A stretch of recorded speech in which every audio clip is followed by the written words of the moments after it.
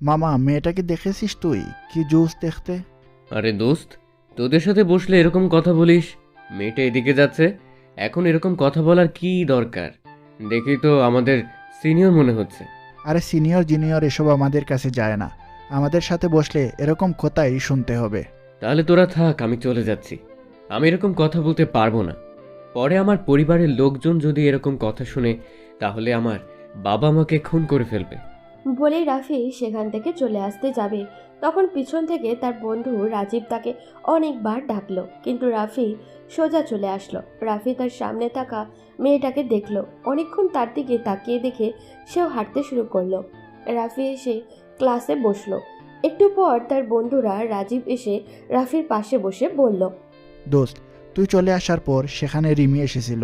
রিমি এসে তোকে অনেকক্ষণ খুঁজেছে, কিন্তু আমরা বলিনি, তাই ক্লাসে আসেনি, নইলে ক্লাসে চলে আসতো। আর বলিস না, মেয়েটা জ্বালিয়ে রাখছে না, সারাক্ষণ পেছনে পড়ে থাকে। আমি তাকে কতবার বলেছি আমার সাথে ওর সম্পর্ক হওয়া যাবে না, কারণ আবার বাবা যদি শুনে এরকম কথা, তাহলে কিন্তু আমাকে মেরে ফেলবে। জানিস তো, সবসময় বন্দুক নিয়ে ঘুরে বেড়ায়। তখনই সামনে সেই মেয়েটা এসে ঢুকলো। সব ছাত্রছাত্রী দাঁড়িয়ে গেল। রাফি কিছুই বুঝে উঠতে পারছে না, কিন্তু একটু পর শুনলো মেয়েটা তাদের নতুন ইংলিশ টিচার। কথাটা শোনার পর রাফির হাত পা কাঁপতে শুরু করলো, কারণ রাজীবের সাথে সেখানে সেও দাঁড়িয়েছিল। মেয়েটা এখন তাদের কি না জানি করে। তখন মেয়েটা রাফি আর রাজীবকে দেখে কিছুটা রাগী চোখে তাকালো আর বলল, হ্যালো স্টুডেন্ট, আমি রিয়া চৌধুরী, তোমাদের নতুন ইংলিশ টিচার। আজ থেকে আমি তোমাদের ইংলিশ পড়াবো। তোমাদের ইংলিশ স্যার বদলি হয়ে অন্য জায়গায় চলে গেছেন। আমরা সবাই ম্যামকে সালাম করলাম। তারপর ম্যাম আস্তে আস্তে সবার পরিচয় জানতে শুরু করলেন। যখন আমাদের পালা আসলো, তখন আমার সামনে এসে দাঁড়িয়ে বললেন, এই ছেলে, তোমার নাম কি? রাফি তখন ভয়ে কাঁপতে কাঁপতে আস্তে আস্তে বলল, জি জি জি, আমার নাম রাফি। তখন ম্যাম আর কিছু বলল না। পাশে থাকা রাজীবের নাম জেনে তিনি আবারও পড়াতে শুরু করলেন। পড়ানো শেষ যখন ঘন্টা পড়ল, তখন তিনি রাফি আর রাজীবকে বললেন। এই, তোমাদের ক্লাসে ফার্স্ট কে? তখন রাজীব পাশ থেকে বলল, আমাদের ক্লাসে একজনই ভালো স্টুডেন্ট আছে, আর সে হচ্ছে আমার বন্ধু রাফি। এছাড়া এই ক্লাসে যতটা আছে সবগুলা এক একটা গাদা। কথাটা শোনার পর রিয়া ম্যাডাম রাফির দিকে এগিয়ে আসলেন, এসে রাজীবের গালে ঠাস করে একটা থাপ্পড় বসিয়ে দিলেন। প্রথম দিনে এসে কাউকে মারা এটা সবার জন্য একটু অস্বাভাবিক ছিল। ম্যাম তখন রাগী চোখে বললেন, এই ছেলে, তোমাকে আমি জিজ্ঞেস করেছি কে যে ফার্স্ট এমনিতেই দাঁড়াবে। তোমাকে আমি বলেছিলাম তুমি সবার পরিচয় করিয়ে দিতে, আমি সবাইকে চিনে নেব, কিন্তু তুমি এত বেশি কথা বলো কেন? আরেকদিন যদি আমার ক্লাস এরকম ফাজলামি দেখি, তাহলে কিন্তু লাথি দিয়ে ক্লাস থেকে বের করে দিব। রাজীব তখন ভয়ে কাঁপতে শুরু করলো। রাফিও পাশে বসে কাঁপতে শুরু করলো। তখন রাফি আস্তে আস্তে দাঁড়িয়ে বলল, জি ম্যাম, আমি এই ক্লাসের ফার্স্ট, এবং সবাই পড়াশোনায় অনেক ভালো। তারা ঠিকমতো পড়াশোনা করলে অবশ্যই ভালো রেজাল্ট করবে। ঠিক আছে, বসো, ঠিক মতো পড়াশোনা করবে। আর তুমি যাওয়ার সময় আমার সাথে দেখা করে যাবে।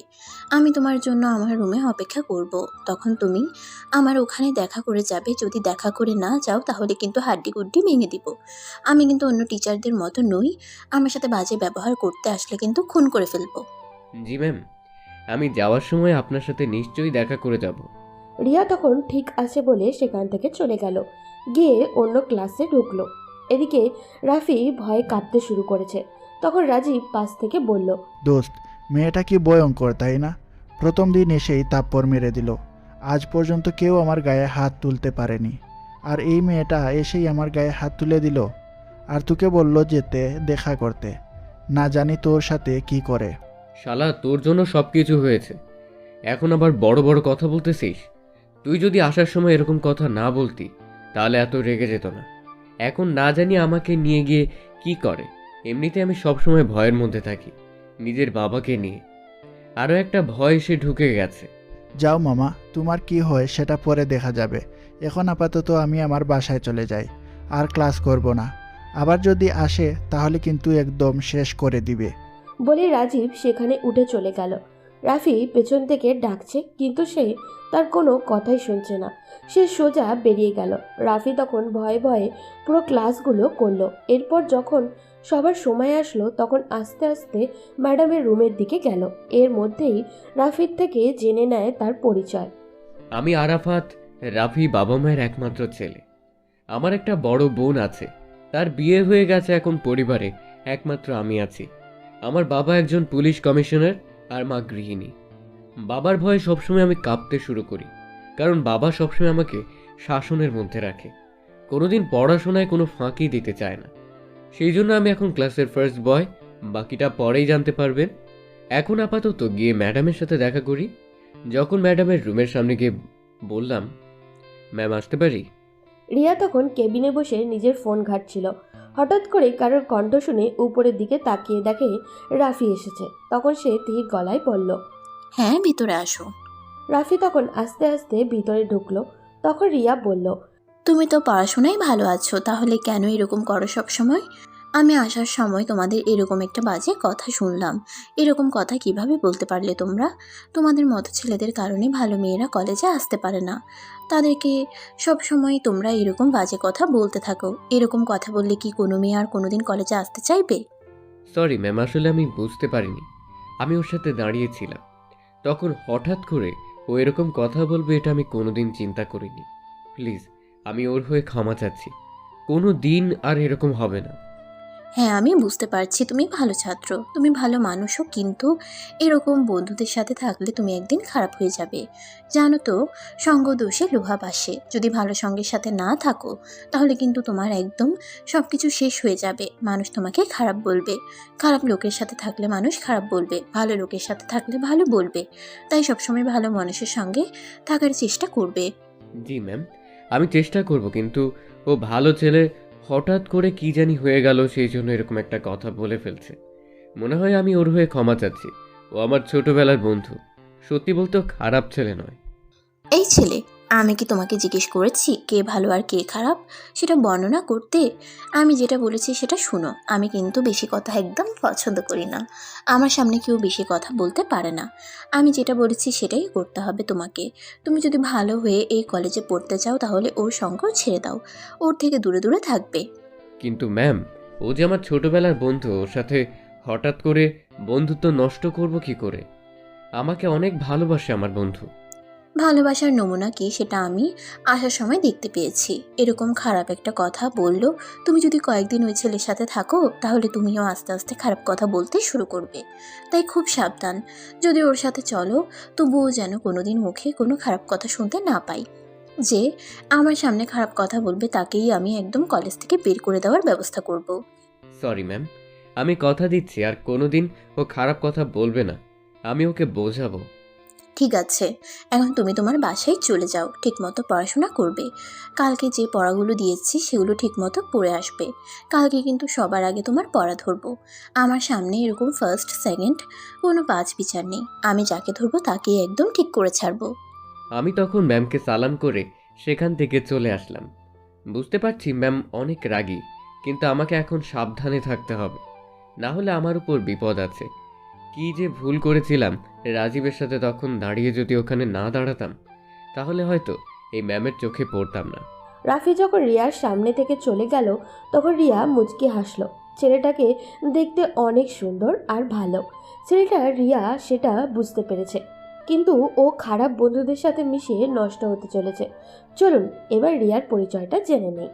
আমি রিয়া চৌধুরী, বাবা মায়ের একমাত্র মেয়ে। আমার বড় দুটো ভাই আছে। আমার বাবা মা মারা গেছেন আমি ছোট থাকতে। তখন থেকে আমার ভাইয়েরা আমাকে অনেক ভালোবাসে। বাড়িতে আমার ভাবিরা আছেন। ভাইয়ারা মিলে একটা বড় ব্যবসা দেখাশোনা করেন। আমাকে তারা নিজেদের জীবনের চেয়ে বেশি ভালোবাসেন। কিন্তু আমি চাই আমি ভালো কিছু একটা করতে। সেজন্য পড়াশোনা শেষ করে চাকরি করতে চেয়েছি। ভাইয়ারা কোনোদিন আমাকে কোনো কাজে বাধা দেননি। সেই জন্য আমার কোনো অসুবিধা হয়নি। আমিও নতুন চাকরি নিয়েছি, কিন্তু আমার মধ্যে একটা প্রতিবাদী স্বভাব রয়েই গেছে ছোটবেলা থেকে। আমি খারাপ কাজ সহ্য করতে পারি না। যেখানেই খারাপ দেখি সেখানেই প্রতিবাদ করতে শুরু করে দেই। আজকে কলেজে দিয়ে ঢোকার সময় এরকম একটা কথা শুনলাম। এরপর ওদেরকে আচ্ছা করে সাইজ করে দিয়েছি। আশা করা যায় আর পরে এরকম কথা বলবে না। কিন্তু কেন জানি আজকাল ছেলেমেয়েরা এরকম কথা বলে সব সময়। রিয়া তখন নিজের বাসার উদ্দেশ্যে রওনা দিল। রাফিও নিজের বাসায় পৌঁছে গেছে।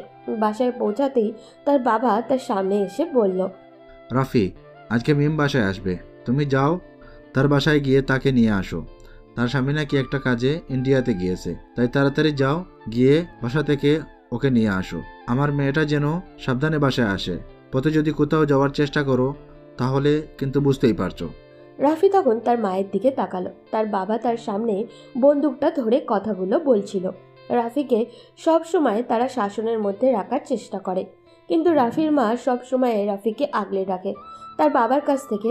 তার বাবা তাকে অনেক ভালোবাসেন, কিন্তু তিনি চান তার ছেলে যেন সব দিক থেকে পারফেক্ট হয়। কোনোদিনও তার ছেলের পক্ষ থেকে কোনো অভিযোগ তার কাছে আসেনি, তাই তিনি আড়ালে এটা নিয়ে অনেক গর্ব করেন, কিন্তু সামনে থেকে রাফিকে সব সময় শাসনের মধ্যে রাখেন। রাফির মা তখন রাফির বাবার দিকে তাকিয়ে বলল, ওই তোমাকে না বলেছি ছেলেটাকে সব সময় এভাবে ভয় দেখাবে না। এভাবে ভয় পেয়ে পেয়ে একটা একটা ব্রয়লার মুরগির মতো হয়ে গেছে, কোনো কাজ করতে পারে না, সব সময় ভয় পেয়ে থাকে। রাফি, তুই যা, গিয়ে মিমিকে নিয়ে আয়। রাফির বাবা পৃথিবীতে একজন মানুষকে ভয় পায়, সে হচ্ছে রাফির মা। রাফির মাকে তিনি জমের মতো ভয় পান।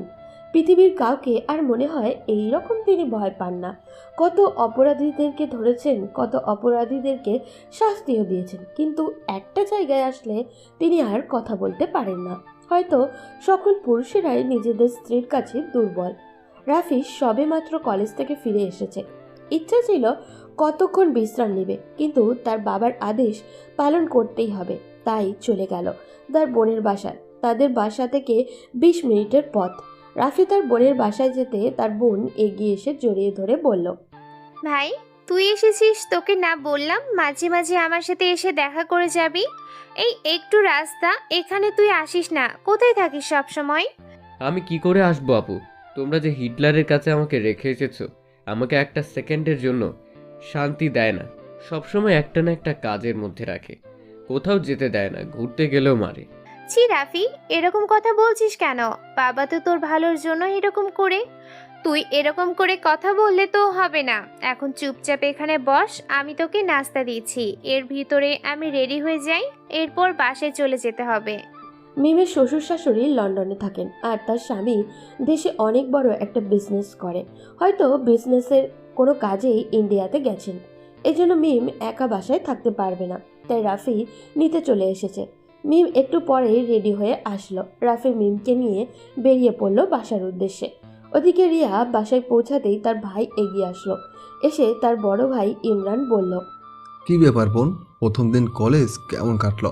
অনেক ভালো ভাইয়া, তোমাকে অসংখ্য ধন্যবাদ আমার স্বপ্নটা পূরণ করে দেওয়ার জন্য। আমি ভাবছিলাম তোমরা আমাকে চাকরি করতে দিবে না, কিন্তু তোমরা আমার সকল স্বপ্ন পূরণ করে দিচ্ছ। আমি কিভাবে তোমাদের এই ঋণ শোধ করব? এরকম করে কথা বলতে পারলি বোন? তুই আমাদের একমাত্র বোন, তোর যদি স্বপ্ন পূরণ না করি তাহলে কার স্বপ্ন পূরণ করবো বল? তোকে ছাড়া আমাদের জীবন যে একদম নিঃস্ব, তুই যে আমাদের জীবনের সব কিছু। হ্যাঁ, আমরা তো গাঙের জলে ভেসে এসেছি, আমাদের নিয়ে কারোর কোনো মাথা ব্যথা নেই। পেছন থেকে রিয়ার বড় ভাবি এ কথাটা বলল। রিয়া তখন তার ভাবির সামনে গিয়ে জড়িয়ে ধরল। তাদের সুন্দর সংসার, 2 ভাই আর 2 ভাইয়ের বউ নিয়ে তারা খুব ভালোই চলছিল। রিয়ার ছোট ভাই আরমান এখনও অফিসে, সে এখনও আসেনি। রিয়া তখন তার বড় ভাইয়ের সাথে বসে খাওয়া দাওয়া শেষ করলো। এরপর নিজের রুমে গিয়ে কিছুটা বিশ্রাম নিল।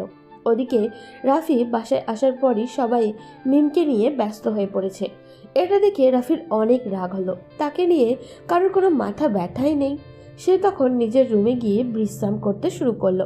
এরপর সন্ধ্যার দিকে সবাই একসাথে বসে আছে, তখন তার বাবা সেখানে নেই। রাফি তার বাবাকে অনেক ভয় পেল। সে নিজের জীবনের থেকেও বেশি ভালোবাসে তার বাবাকে। সে বুঝতে পারে তার বাবার শাসনগুলো কেন করে। তার বাবা চায় সে যেন একজন ভালো মানুষ হিসাবে গড়ে ওঠে। তার বাবা সবসময় অপরাধীদেরকে শাস্তি দেওয়ার জন্য ঘুরে বেড়ান, কিন্তু সে যদি খারাপ মানুষ হয় তাহলে তিনি তো নিজের পরিবারকে ঠিক করতে পারলেন না। তাই রাফিও এসব আনন্দের সাথে করে। রাফি তখন তার বাবার রুমে গেল, গিয়ে দেখলো তার মাথায় হাত দিয়ে বসে আছেন।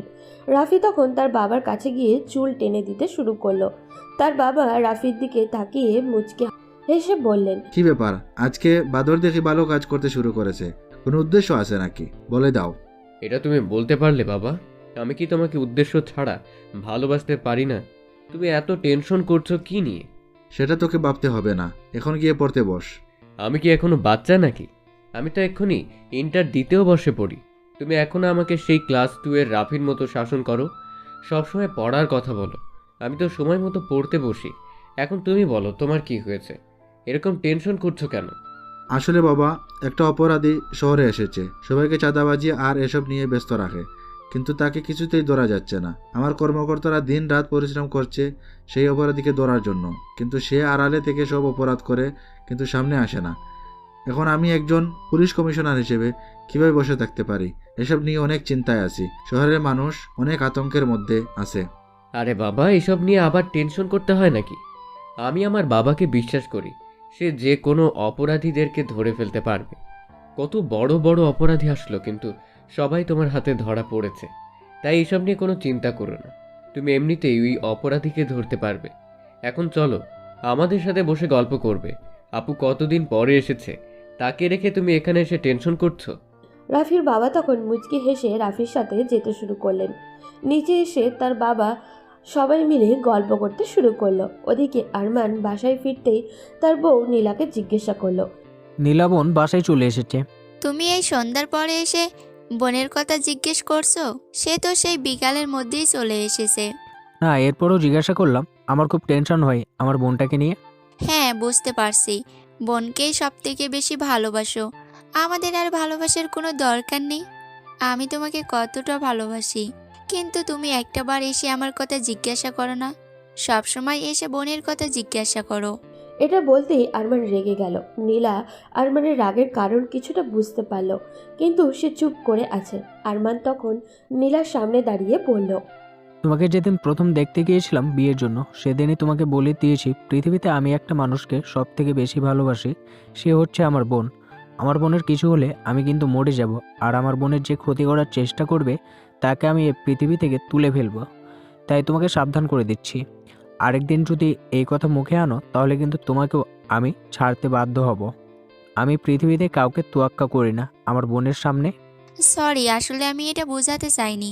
আমি এমনি বলেছি। কথাটা তুমি এটাকে এত সিরিয়াসভাবে নিয়ে নিলে কেন? আমার বোনের ব্যাপারে কোনো মজা হবে না। আমার বোনের ব্যাপারে যা বলবে তা সিরিয়াসভাবেই বলবে। তাই আমার বোনকে নিয়ে কোনো কথা বলার আগে আরেকবার ভেবে নিবে, কারণ আমার বোনের ব্যাপারে কেউ বাজে কথা বললে সেটা আমি একদম সহ্য করব না। আর তোমাকে আমি আনার দিনই বলেছিলাম, আমার বোনকে যদি মেনে নিতে পারো তাহলে তোমাকে আমি বিয়ে করব। এছাড়া আমি তোমাকে বিয়ে করতে পারবো না। সেটা জেনে তুমি আমাকে বলেছিলে যে তুমি সব সত্ত্বে রাজি, তাই তোমাকে বিয়ে করেছি। এখন তুমি এরকম কথা কিভাবে বলতে পারলে? আচ্ছা ঠিক আছে, আমি তো সরি বললাম না, এরপরও এরকম করতেছো কেন? আমি তো আপুকে অনেক ভালোবাসি। আরমান তখন কিছুটা শান্ত হলো। সে বুঝতে পারলো সে কিছুটা বেশি রেগে গেছে। তখন সে নীলাকে জড়িয়ে ধরে বলল, নীলা, আমার কথায় রাগ করো না প্লিজ। আসলে আমার বোনকে আমি অনেক ভালোবাসি।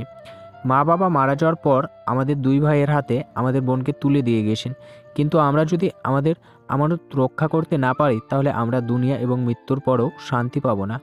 তাই আমরা চাই আমাদের বোন যেন সবসময় সুখে থাকে। তোদের দুজনকেই আমরা দুজনে বিয়ে করার সময় বলে দিয়েছিলাম যেন আমাদের বোনকে তোমরা সব সময় দেখে রাখো। আচ্ছা ঠিক আছে বাবা, আমার ভুল হয়ে গেছে, আর কোনোদিন হবে না। আর কোনোদিন আমি আপুকে নিয়ে কোনো কথা বলবো না। এখন চলো, খেয়ে নিবে। এরপর আরমান খুশি হয়ে চলে গেল খেতে। খাওয়া দাওয়া শেষ করে তার বোনের রুমে গেল। বোনের সাথে কিছুক্ষণ গল্প করে আবারও নিজের রুমে ফিরে আসলো। ওদিকে জিহাদ তার সব গুন্ডাদের নিয়ে আলোচনায় বসে গেছে। অনেকটা রেগেই আছে সে। তখন তার সবচেয়ে বিশ্বস্ত তামিমকে ডাক দিল। তামিম, তোমাকে না আমি পাঠিয়েছিলাম ওই কমিশনারকে একদম শেষ করে দেওয়ার জন্য? ওখানে বড় বড় মন্ত্রীরা আমার সাথে ওঠা বসা করতে ভয় পায়, সেখানে সাধারণ একজন পুলিশ কমিশনার কি করে আমাদের সাথে বিরোধিতা করে? ওকে একদম শেষ করে দিতে হবে। তোমাদেরকে না পাঠিয়েছিলাম, তাহলে খবর কি? আসলে স্যার, পুলিশ কমিশনারকে মারা এত সহজ নয়, সে খুবই ভয়ঙ্কর। যে কোনো সময় আমাদের গ্যাংয়ের মধ্যে আক্রমণ করতে পারে। তাই আমরা একটু সাবধানে যদি না থাকি তাহলে আমাদের উপরে উল্টো বিপদ আসতে পারে।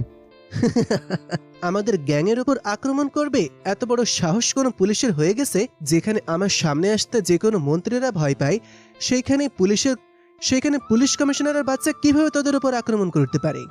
স্যার ক্ষমা করবেন, কিন্তু আমরা এই পুলিশ কমিশনারকে এভাবে যদি আক্রমণ করতে চাই তাহলে উল্টো আমাদের উপরে আক্রমণ হবে। মারুফ চৌধুরীর মতো বড় বড় খুনিদেরকে ধরে একদম শেষ করে দিয়েছে, তাই আমরা যেন সাবধানে থাকি, এটাই ভালো হবে। কি বললি? আরেকবার বল। যদি এই শব্দ আমার মুখের সামনে উচ্চারণ করিস তাহলে তোকে খুন করে ফেলবো। বলেছি না আমার সামনে কোনো পুলিশ অফিসারের দাম নেই। ওই পুলিশ অফিসারকে তুলে নিয়ে আয়। ওর কত টাকা প্রয়োজন আমাকে বল, আমি দিয়ে দিচ্ছি, কিন্তু আমাদের লোকেদের যেন আর কোনো ক্ষতি না করে সেটা ভালো করে বুঝিয়ে দিয়ে আয়। স্যার ওকে টাকার লোভ দেখালে হয়তো মানবে না, তাই টাকার লোভ না দেখিয়ে একদম শেষ করে দেওয়াটাই ভালো। এইসব বাদ দে, আগে একটা কথা মাথায় রাখবি, পৃথিবীর সবকিছু কিন্তু টাকার উপর নির্ভরশীল। অনেকে টাকার লোভে পড়ে নিজের জীবন পর্যন্ত উৎসর্গ করে দিচ্ছে, তাই এই প্রথম ওকে টাকার লোভ দেখাতে হবে। দেখি টাকার লোভে যদি কেনা যায় তাহলে এমনি এমনি খুন করে কোনো লাভ নেই। এরকম একটা কমিশনার আমাদের দলের মধ্যে থাকলে আমাদের আলাদা একটা বেনিফিট আসবে, তাই ওকে আগে টাকার লোভটা দেখানোই ভালো। কিন্তু স্যার আমার যতদূর মনে হচ্ছে ওকে টাকা দিয়ে কোনো লাভ হবে না। এরপরও আপনি যখন বলেছেন তাহলে কোন দিন যাবেন? কালকে সকালে চল ওর অফিসে গিয়ে ওকে একদম লাস্ট বারের মতন একটা সুযোগ দিয়ে আসি। যদি আমার প্রস্তাবে রাজি হয় তাহলে তো ওর ভালো হলো, ওর সাথে আমাদেরও লাভ হবে। কিন্তু যদি আমাদের প্রস্তাবে রাজি না হয় তাহলে ওর ওপর ভয়ঙ্কর বিপদ অপেক্ষা করছে। এরপর জিয়াদ সেখানে বসে হাসতে থাকলো, কারণ সে বর্তমান সন্ত্রাসীদের মধ্যে সবচেয়ে বড় সন্ত্রাসী। কত মানুষ খুন করেছে তার হিসাব নেই। জিয়াদ নিজেও জানে না প্রতিদিন কমসে কম 2-3 জন মানুষকে সে খুন করেছে। এটা নিয়ে রাফির বাবা মিস্টার আরিফ সাহেব অনেক চিন্তায় আছেন। তিনি এই এলাকার পুলিশ কমিশনার, কিন্তু তিনি কাউকে বাঁচাতে পারছেন না। প্রতিদিন তার এলাকায় খুন হয়ে যাচ্ছে, সেজন্য তিনি অনেক টেনশনে ছিলেন। জিহাদ তার অফিসে গিয়ে ঘুষ নেওয়ার প্ল্যান করেছে। পরের দিন সকাল হতেই রাফি বেরিয়ে গেল কলেজের উদ্দেশ্যে। কলেজে যাওয়ার পর যখন গেট দিয়ে ঢুকতে যাবে তখন দেখলো তার সামনে দিয়ে রিয়া ম্যাডাম ঢুকছে। রাফি কিছুক্ষণ ম্যামের দিকে তাকিয়ে থাকলো। অসম্ভব সুন্দর লাগছে তাকে। আজকে নীল একটা শাড়ি পরেছে, অসম্ভব সুন্দর লাগছে তাকে। রাফি তাকিয়ে আছে, কোনো কথা বলছে না। হঠাৎ করে রিয়া ম্যাডাম সেটা লক্ষ্য করলেন। তখন রাফির সামনে এসে হালকা ধাক্কা দিয়ে বললেন, কি ব্যাপার রাফি, তুমি এভাবে তাকিয়ে আছো কেন আমার দিকে? কোনো সমস্যা হয়েছে নাকি? কলেজের গেট দিয়ে ঢুকতে যাবে কিন্তু পথে দাঁড়িয়ে আছো, বুঝতে পারছি না। সমস্যা কি তোমার? রাফি যেন একটা ঘোরের মধ্যে ছিল। ম্যামের ধাক্কা খেয়ে তার হুঁশ ফিরে আসে। তখন বুঝতে পারলো সে ভুল করে ফেলেছে। সেই জন্য ম্যামের দিকে তাকিয়ে বলল, সরি ম্যাম, আসলে আমি এখানে দাঁড়িয়ে রাজীবের জন্য অপেক্ষা করছিলাম। ও আসলে একসাথে ক্লাসে যাবে, তাই এখানে দাঁড়িয়েছিলাম। আমি তোমাকে না বলেছি রাজীবের সাথে তেমন মিশবে না? তাহলে কেন রাজীবের জন্য অপেক্ষা করছো? তাড়াতাড়ি ক্লাসে যাও। ঠিক আছে ম্যাডাম। বলে রাফি ক্লাসের উদ্দেশ্যে রওনা দিল আর মনে মনে ভাবতে লাগলো, কি মায়াবী লাগছিল তখন তাকে। যদি কেউ দেখতো তাহলে সত্যিই সে পাগল হয়ে যেত। আমিও পাগল হয়ে গিয়েছি ম্যামের ওই মায়াবী মুখে। আমি কি করব কিছুই বুঝে উঠতে পারছিলাম না। শুধু এদিক ওদিক তাকাচ্ছিলাম, শুধু ম্যামকেই দেখতে পাচ্ছি। না, এরকম কেন হচ্ছে আমার সাথে আমি সেটাও বুঝতে পারছি না। একটু পরে যখন ম্যাম ক্লাসে আসে আমি আর একবার ক্রাশ খেলাম। সত্যি বলতে ছোটবেলা থেকে সিনিয়র আপুদের আমার একটু বেশি পছন্দ, কিন্তু এরকম যে ম্যামের প্রতি আকৃষ্ট হয়ে যাব সেটা আমি কোনোদিন বুঝতে পারিনি। কালকে ম্যামকে দেখলাম আর আজকে এরকম লাগছে কেন আমি বুঝতে পারছি না। রাফি অনেক কষ্ট করে ক্লাসগুলো শেষ করলো। এরপর নিজের বাসায় চলে আসলো। এভাবে তার দিন চলতে শুরু করলো। ম্যামের সাথে এখন তার খুব ভালোই বোঝাপড়া হয়ে গেছে।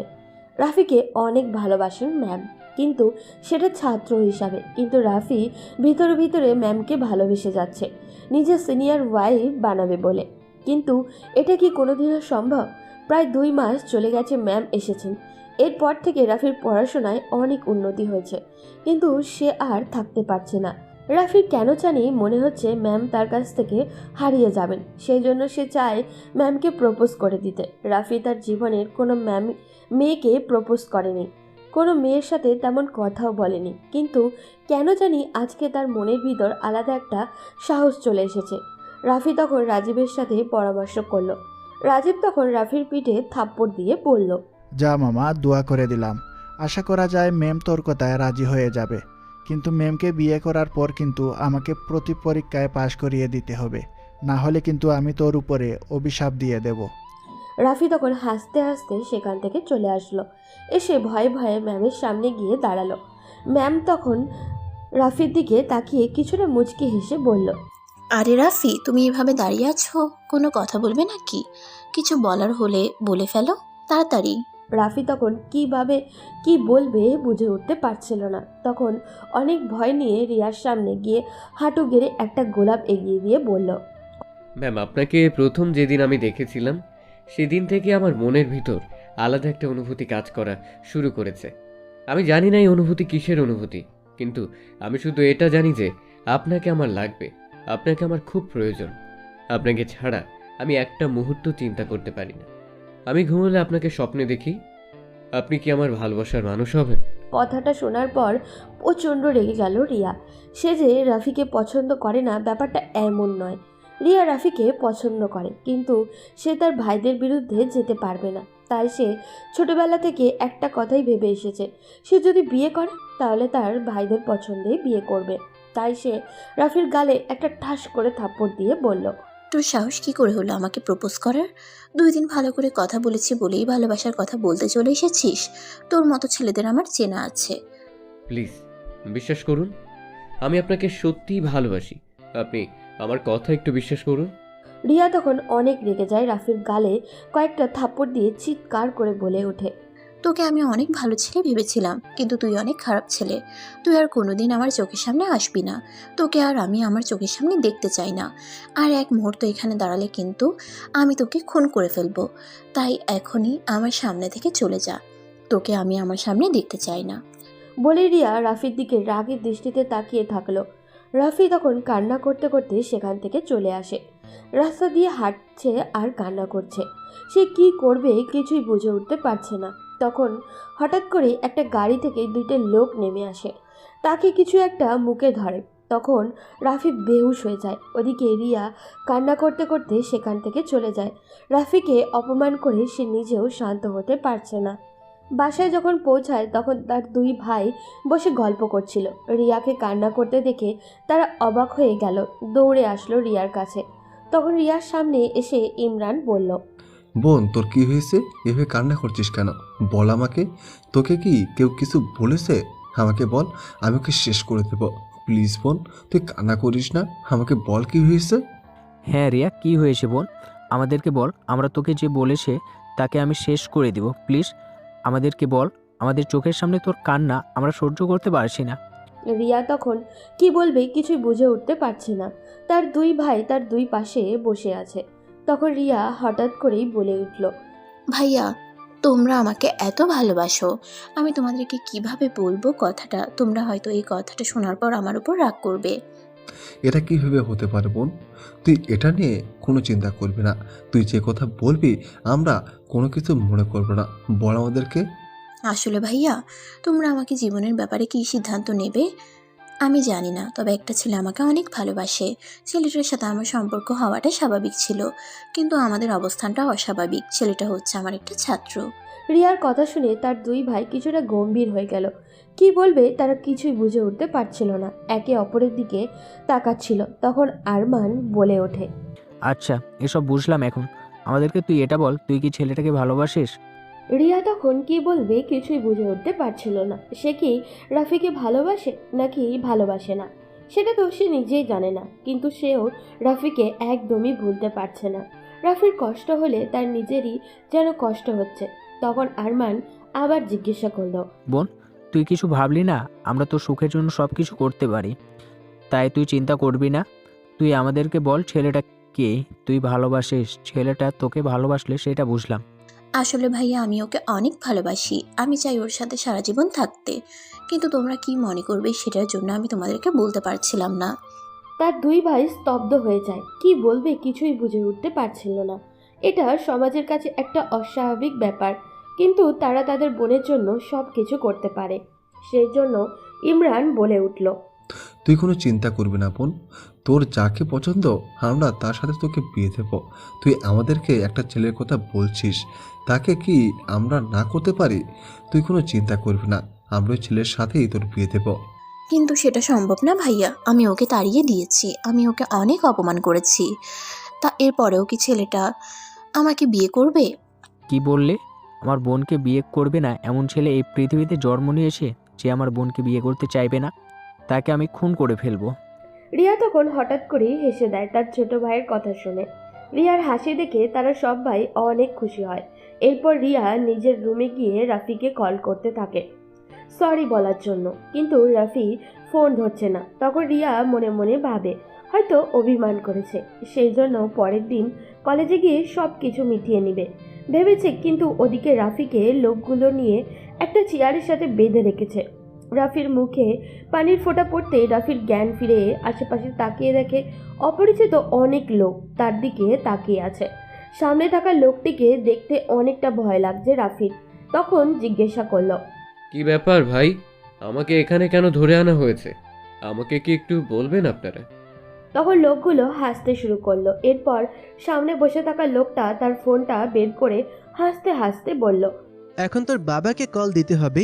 তোর বাবার কত বড় সাহস, একজন সামান্য পুলিশ কমিশনার হয়ে আমার মাল আটকায় বর্ডারে। বর্ডারে আমার মাল আটকে দিয়েছে তোর বাবা। এখন আমি চাই তোকে মেরে ফেলতে। তোর বাবা যদি আমার মাল ছেড়ে দেয় তাহলে আমি তোকে ছেড়ে দেব, আর যদি আমার মাল আটকে রাখে তাহলে তোকে এখানেই খুন করে ফেলবো। রাফি তখন বুঝতে পারে সে একটা ভয়ঙ্কর বিপদের মধ্যে আটকে গেছে। রাফির বাবা তখন নিজের অফিসে বসেছিলেন, বসে তার কিছু কর্মকর্তাদের সাথে আলাপ করছিলেন। তখন হঠাৎ করেই তার কাছে কল আসে। কল আসতেই রাফির বাবা কল ধরে। হ্যালো মিস্টার পুলিশ কমিশনার, আপনার ছেলেকে আমরা ধরে নিয়ে এসেছি। যদি আপনার ছেলেকে বাঁচাতে চান তাহলে আমাদের মালগুলো ছেড়ে দিন, আর যদি বাঁচাতে না চান তাহলে মালগুলো রেখে দিন। রাফির বাবা তখন কি বলবে কিছুই বুঝে উঠতে পারছিল না। তার একমাত্র ছেলে কিছু হয়ে গেলে তিনি বাঁচবে না। তিনি তখন প্রায় কান্না করে দিলেন। রাফি তখন চিৎকার করে বলল, বাবা অসম্ভব, তুমি এই লোকটার কথা মেনে নিও না। তুমি লোকটার মালগুলো আটকে রাখো, আমাকে মেরে ফেললে মেরে ফেলুক, কিন্তু তুমি এই লোকটার ব্যবসার মালগুলো ছেড়ে দিও না, এটা তোমার কর্তব্য। রাফির বাবার গর্বে বুক ফুলে উঠল। পাশে থাকা কর্মকর্তারা অবাক হয়ে তাকিয়েছিলেন। তখন পাশে থাকা একটা ছেলে রাফির মাথায় একটা লাঠি দিয়ে আঘাত করে। রাফি চিৎকার করে সেখানে শুয়ে পড়ে। রাফির বাবা তখন বলে, তোকে শেষবারের মতো বলে দিচ্ছি, তুই আমার ছেলেকে ছেড়ে দে, না হলে কিন্তু তোর উপর অনেক বড় একটা বিপদ অপেক্ষা করছে। অফিসার, বিপদ কার উপর অপেক্ষা করছে সেটা তো তুই দেখতেই পাচ্ছিস। তোর ছেলে এখন আমার আন্ডারে, তাকে যখন খুশি মেরে ফেলতে পারি। জিহাদ, মারামারি ঝগড়া যা আছে আমার সাথে, তুই আমার ছেলের সাথে কেন এর প্রতিশোধ নিচ্ছিস? আমার ছেলেকে ছেড়ে দে বলছি। কথা বলে কোনো লাভ নেই। তুই যদি তোর ছেলেকে বাঁচাতে চাস তাহলে আমাদের মালগুলো ছেড়ে দে, আর না হলে আমাদের সাথে এসে দেখা কর। বলে জিহাদ ফোনটা রেখে দেয়।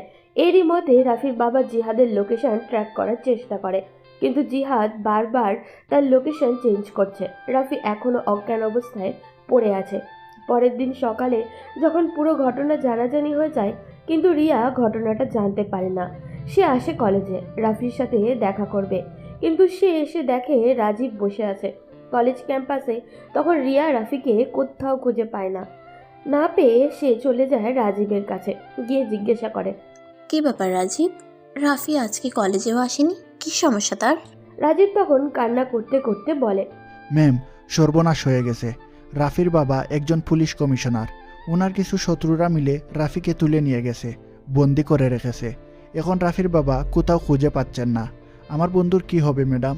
কথাটা শোনার পর রিয়া কান্না করতে করতে সেখান থেকে চলে গেল। রাজীব কিছু বুঝে উঠতে পারল না। রিয়া নিজের বাসায় গিয়ে কান্না করছে। তখন তার ভাই আসলো। আসার পরে রিয়া পুরো ঘটনাটা খুলে বলল তাদের কাছে। তখন আরমান বলল, কি বলছিস? আমাদের কমিশনার সাহেবের ছেলে ধরে নিয়ে গেছে? কার এত বড় সাহস? তুই কোনো চিন্তা করিস না, কমিশনার সাহেব অনেক বুদ্ধিমান লোক, তিনি যে কোনো সময় ধরে ফেলতে পারেন ওই অপরাধীকে, তাই চিন্তা না করে স্বাভাবিক থাক।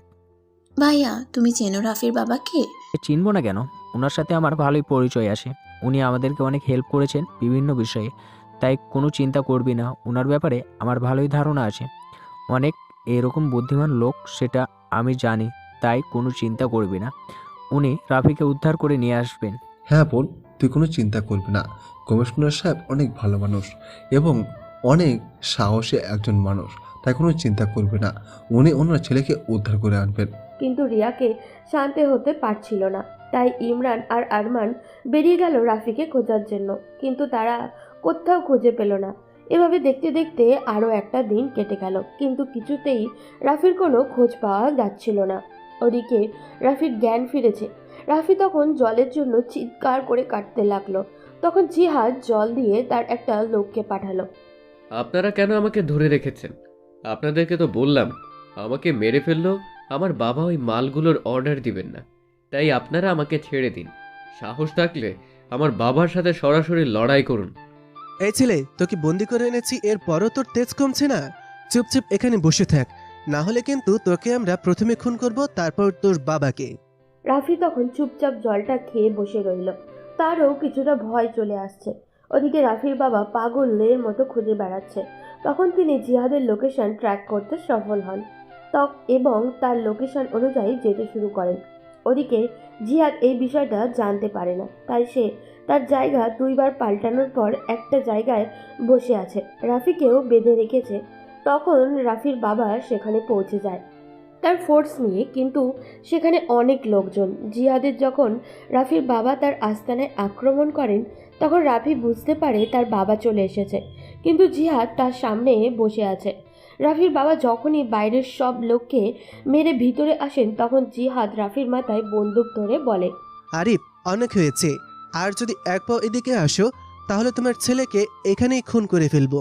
তাই চুপচাপ যেখানে দাঁড়িয়ে আছিস সেইখানেই দাঁড়িয়ে থাক, আর তোমার অফিসারদেরকে বলো বন্দুক ফেলে দিতে।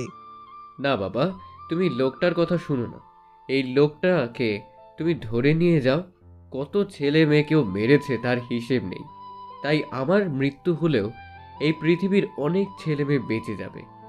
রাফির বাবার সামনে তখন দুইটা দিক, একদিকে তার কর্তব্য, অন্যদিকে তার নিজের সন্তান। তিনি কি করবেন বুঝে উঠতে পারছিলেন না। তখন হঠাৎ করে রাফি তার কোণে দিয়ে জিহাদের মাথায় আঘাত করে। জিহাদ কিছুটা ছিটকে পড়ে। এর ভিতরেই এই রাফির বাবা দৌড়ে আসেন, এসে জিহাদকে ধরে ফেলেন। কিন্তু জিহাদের সেই চামচা তামিম তখনও এক জায়গায় লুকিয়ে আছে। সে তার বন্দুক বের করে রাফির দিকে তাক করে, মারে সোজা এসে রাফির বুকে আঘাত লাগে। রাফির বুক থেকে রক্ত পড়তে শুরু করে। তখন আরিফ সাহেব তামিমের মাথা বরাবর গুলি করেন, কিন্তু রাফির ততক্ষণে জ্ঞান হারিয়ে গেছে। রাফিকে নিয়ে যাওয়া হয়েছে একটা হসপিটালে, নিয়ে গিয়ে অপারেশনের ব্যবস্থা করা হয়েছে। গুলি একদম ভিতরে ঢুকে গেছে, সেই জন্য রাফির অবস্থা একদমই খারাপ, অনেক রক্তও গিয়েছে। ডাক্তার তখন রাফির বাবার দিকে এগিয়ে এসে বলল, কমিশনার সাহেব, আপনার ছেলের বুক থেকে অনেক রক্ত চলে গেছে। এখন তার জন্য সবার প্রথমে রক্তের প্রয়োজন। রক্ত না হলে আমরা অপারেশন করতে পারবো না। আপনি বি পজিটিভ রক্তের ব্যবস্থা করুন তাড়াতাড়ি। রাফির বাবা এখন কোথাও রক্ত পাবেন সেই চিন্তায় ব্যস্ত হয়ে পড়লেন। এদিকে আরমান আর ইমরান খবর পেয়ে তাদের বোনকে নিয়ে চলে এসেছে। আসার পর থেকে তারা দুইজনও কান্না করতেছে। রাফির বাবা তখন ইমরানকে দেখে এগিয়ে গেলেন, গিয়ে কথা বললেন তাদের সাথে। তখন রিয়া যখন খবর পেল বি পজিটিভ রক্তের দরকার, তখন সে বলল, আঙ্কেল, আমার বি পজিটিভ রক্ত, আমি চাই রাফিকে রক্ত দিতে। আপনি ডাক্তারকে বলুন আমি রক্ত দিব, যত তাড়াতাড়ি সম্ভব রাফিকে সুস্থ করে তুলুন প্লিজ। রাফির বাবা তখন ডাক্তারের সাথে কথা বললেন। ডাক্তার এসে রিয়াকে নিয়ে গেল। রিয়া গিয়ে রক্ত দিল। রক্ত দিয়ে সে এসে বাইরে বসে আছে। অপারেশন শুরু হয়ে গেছে। রাফির বুক থেকে গুলি বের করতে হবে। রিয়া কান্না করছে।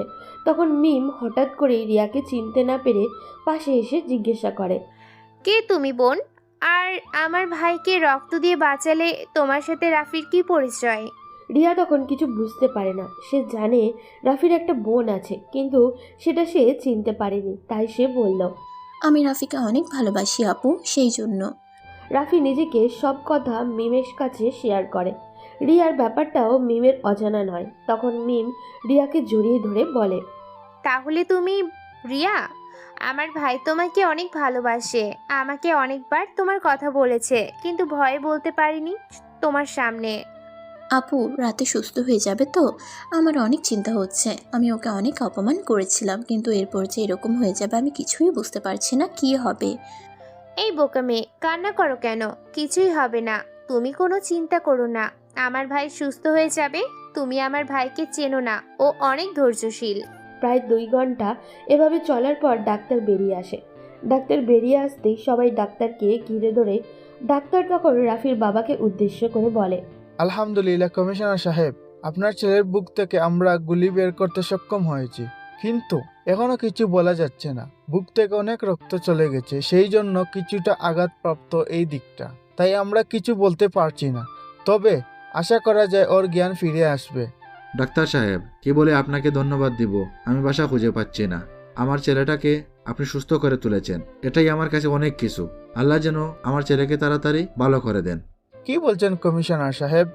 আপনারা আমাদের শান্তিতে থাকার জন্য কত কষ্ট করেন, আমাদের ভালো থাকার বিষয়টা আপনারা দেখাশোনা করেন, আর আপনাদের একটা বিপদে আমরা থাকতে না পারলে আমরা কিভাবে এই দেশের নাগরিক হলাম? আপনাদের কাছে আমরা চিরকৃতজ্ঞ। আপনাদের কারণেই আমরা শান্তিমতো থাকতে পারি। এইভাবে চলে গেল আরও প্রায় 3 ঘন্টা, কিন্তু রাফির জ্ঞান ফেরেনি। সবাই কান্না করছে। প্রায় 3 ঘন্টা পর একজন নার্স এগিয়ে এসে বলল রাফির জ্ঞান ফিরেছে। তখন একজন করে সবাই রাফির সাথে দেখা করতে গেল। যখন রাফির বাবা বেরিয়ে আসলেন তখন রিয়া ভিতরে ঢুকলো, আর এদিকে ইমরান রাফির বাবার সামনে দাঁড়িয়ে বলল, স্যার, আমি জানি না এই সময় আপনাকে এই কথাটা বলা ঠিক কিনা, তবে আমি একটা কথা বলতে চাই। আমার বোন আপনার ছেলেকে অনেক ভালোবাসে, আর আপনার ছেলে আমার বোনকে ভালোবাসে। হয়তো আপনাকে ভয় পেয়ে কিছু বলতে পারছে না। আমি চাই ওদের বিয়ে দিতে। রাফির বাবা তখন রিয়ার দিকে কিছুক্ষণ তাকালেন। অনেক সুন্দর একটা মেয়ে, তিনি এইরকমই একটা মেয়ে খুঁজছিলেন। তখন তিনি ইমরানের দিকে তাকিয়ে বললেন, তোমার বোনকে আমার বাড়ির বউ করে আনবো, এটা আবার জিজ্ঞেস করতে হয় নাকি? তোমার বাবার সময় থেকে আমার সাথে পরিচয় তোমাদের। তোমার বাবার মতো তোমরা অনেক ভালো মানুষ হয়েছো এবং ব্যবসায় অনেক উন্নতি করেছো। তোমাদের ব্যাপারে আমার কিছু জানার নেই। আমি রাজি আমার ছেলেকে তোমাদের হাতে তুলে দিতে। তখন সবাই কিছুটা মুচকি হাসলো, কিন্তু ওদিকে রিয়া রাফির কেবিনে ঢুকে রাফি অবাক দেখে তাকিয়ে আছে। কান্নার কারণে চোখ মুখ কালো হয়ে গেছে। সে বুঝতে পারছে না রিয়া তার জন্য এত কান্না করলো কেন। তখন সে রিয়ার দিকে তাকিয়ে আস্তে আস্তে বলল, কি ব্যাপার ম্যাম, আপনার মুখের অবস্থায় এরকম কি করে হলো? আপনাকে দেখে মনে হচ্ছে আপনি অনেক কান্না করেছেন। রিয়া তখন কিছু না বলে রাফির বুকে ঝাঁপিয়ে পড়ে। রাফি কিছুই বুঝে উঠতে পারে না রিয়া কান্না করে যাচ্ছে। তখন রাফি বলল, কি ব্যাপার ম্যাম, আপনি না বললেন আপনার সামনে আমাকে আর না যেতে? সেই জন্যই তো আমি ছেড়ে চলে যেতে চেয়েছিলাম, কিন্তু এভাবে আমাকে চাপ দিয়ে ধরে থাকলে আমি কিভাবে আপনার সামনে থেকে চলে যাব? আপনি আমার সামনে থেকে চলে যান। আপনি তো আমাকে সহ্য করতে পারেন না। রাফি, আমাকে ক্ষমা করে দাও। আমি আমার ভাইয়ের বিরুদ্ধে কিছুই করতে পারতাম না। আমি ভাবছিলাম যে আমার ভাইয়েরা তোমাকে মেনে নেবে না, সেজন্য আমি তোমাকে না করেছিলাম, কিন্তু তারা মেনে নিয়েছে। আমি তোমাকে অনেক ভালোবাসি, কিন্তু বলতে পারিনি। প্লিজ আমাকে ক্ষমা করে দাও। রাফি তখন চুপচাপ শুয়ে আছে। এটা দেখে রিয়া আরও জোরে কান্না করে। তখন রাফি রিয়াকে নিজের বুকের সাথে আটকে ধরে বলে, আরে ম্যাম, কান্না করছেন কেন? আপনি তো আমার বউ হবেন। আমার বউ এভাবে কান্না করলে কিভাবে হবে বলেন? তাদের এই জড়িয়ে থাকার মধ্যেই হঠাৎ করে রাজীব রুমের মধ্যে প্রবেশ করে। রুমের মধ্যে প্রবেশ করতেই রাজীব চিৎকার করে বলে, ভাবি, আপনার উপর আমার একটা অভিযোগ আছে। আপনি তো এখন আমার বন্ধুর বউ হচ্ছেন, কিন্তু আপনি আমাকে প্রথম দিন এসে তারপর মেরেছেন। তার বিচার কিন্তু করতে হবে। বন্ধু, তুই তোর বউকে শাসন করে দিবি, বলে দিবি আমাকে যেন আর না মারে। সে কি বিনা দোষে তোকে মেরেছে? তুই দোষ করেছিলি সেই জন্য তোকে মেরেছে। আর এরকম করবি না, এরকম করলে মার খাবি। আমিও তোকে পেটাবো। এখন কিন্তু আমার অনেক পাওয়ার হয়ে গেছে। কি বললি শালা বাটপার? আমার সাথে ছোটোবেলা থেকে বড় হয়েছিস, কিন্তু আমার ব্যাপারে এরকম কোন কথা বললি না। কিন্তু এই 2 দিনের পরিচয়ে নিজের বউয়ের পক্ষ নিয়ে নিলি। ঠিক আছে, আমার সাথে আর বন্ধুত্ব রাখতে হবে না। আমার সাথে বেইমানি করলি, যা, আমি তোকে অভিশাপ দিলাম, তোর আর কোনো দিন বাবু হবে না। চপ বন্ধু, এরকম অভিশাপ দিস না। আমার অনেক দিনের স্বপ্ন আমি আমার ছেলের সাথে একসাথে পড়ালেখা করব। তুই এরকম করিস না বন্ধু, আমার সব কিছু শেষ করে দিস না। রিয়া তখন অনেক লজ্জা পেয়ে যায়। 2 বন্ধুর কথার মধ্যখানে রিয়া তখন বলে ওঠে, এই, তোমাদের কি লজ্জা বলতে কিছুই নেই? দেখেছো আমি একটা মেয়ে, এখানে লজ্জা পাচ্ছি, আর তোমরা এরকম কথা বলেই যাচ্ছ। আর রাজীব, তোমাকে আমি আরও পিটবো যদি এরকম কোনোদিন আর কাজ করো। তোমার যদি কাউকে পছন্দ হয় তাহলে আমার জামাইয়ের মতো সরাসরি গিয়ে বলে দিবে। এভাবে আরও 1 সপ্তাহ কেটে যায়। রাফি এখন মোটামুটি সুস্থ হয়ে উঠেছে। তাদের বিয়ের ব্যবস্থা করা হচ্ছে। আজ রাফির বিয়ে, সেজন্য রাফি অনেক সুন্দর করে সেজেছে। বিয়েটা ভালোভাবে মেটার পর বাসর ঘরে বসে আছে রিয়া আর রাফি। তখন রাফি বলে, ম্যাম, আপনি আমাকে অনেক কষ্ট দিয়েছেন। আপনি যেদিন আমাকে না করেছিলেন, বুকে অনেক আঘাত পেয়েছিলাম। ও তাই নাকি? আমার পিচ্চি বরটা দেখি কষ্ট পেয়েছে। এই, আমি পিচ্ছি না। এখন বিয়ে করালে আমি একটা পিচ্চির বাবা হয়ে যাব। তাহলে কি আমি ওরে এসে জুড়ে বসেছি বিয়ে না করলে? ও তাই তো। তাহলে কই তোমার বাবু? রাফি তখন রিয়াকে জড়িয়ে ধরে হারিয়ে গেল ভালোবাসার সমুদ্রে। ভালো থাকুক পৃথিবীর সকল সত্যিকারের ভালোবাসা। ভালোবাসা একটি শাশ্বত অনুভূতি। এটি এমন একটি শক্তি যা মানুষের হৃদয়কে বদলে দিতে পারে, জীবনকে অর্থপূর্ণ করে তুলতে পারে।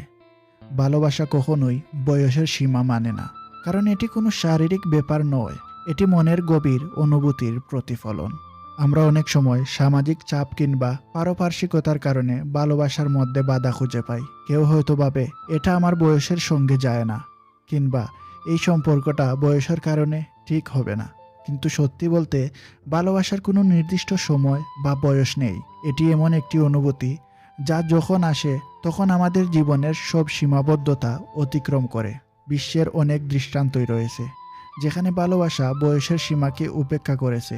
বিখ্যাত কবি রবীন্দ্রনাথ ঠাকুর বা লিওনার্দো দা ভিঞ্চির মতো মানুষদের জীবনে ভালোবাসা এসেছে এমন সময়ে যখন সমাজ হয়তো সেটিকে সহজভাবে নেয়নি, কিন্তু তারা প্রমাণ করেছে যে ভালোবাসার শক্তি সমস্ত বাধা পেরিয়ে যায়। আপনার জীবনে যদি কোনো সম্পর্ক আসে যেখানে আপনি মনে করেন এই মানুষটি আপনার জীবনের জন্য গুরুত্বপূর্ণ, তবে বয়সের কারণে পিছু হাঁটবেন না। ভালোবাসা যখন আসে তখন সেটি আপনাকে নতুন করে বাঁচার অর্থ দেয়। তাই আসুন ভালোবাসাকে বয়সের সীমা দিয়ে বিচার না করে হৃদয়ের গভীরতা দিয়ে মাপি, কারণ দিনের শেষে জীবনে ভালোবাসাই হলো সেই জিনিস যা আমাদের মানুষ হয়ে বাঁচতে শেখায়। ভালোবাসুন এবং ভালোবাসা ছড়িয়ে দিন, কারণ ভালোবাসাই জীবন। তো বন্ধুরা, আমাদের গল্পটি আপনাদের কাছে কেমন লাগলো অবশ্যই কমেন্ট করে জানাতে ভুলবেন না। আর যদি ভালো লেগে থাকে তাহলে একটি লাইক দিয়ে আমাদের চ্যানেলটি সাবস্ক্রাইব করে রাখুন। দেখা হবে অন্য কোনো ভালোবাসার গল্পে। সেই পর্যন্ত ভালো থাকুন, সুস্থ থাকুন এবং ভালো রাখুন নিজের ভালোবাসার মানুষটিকে। ধন্যবাদ।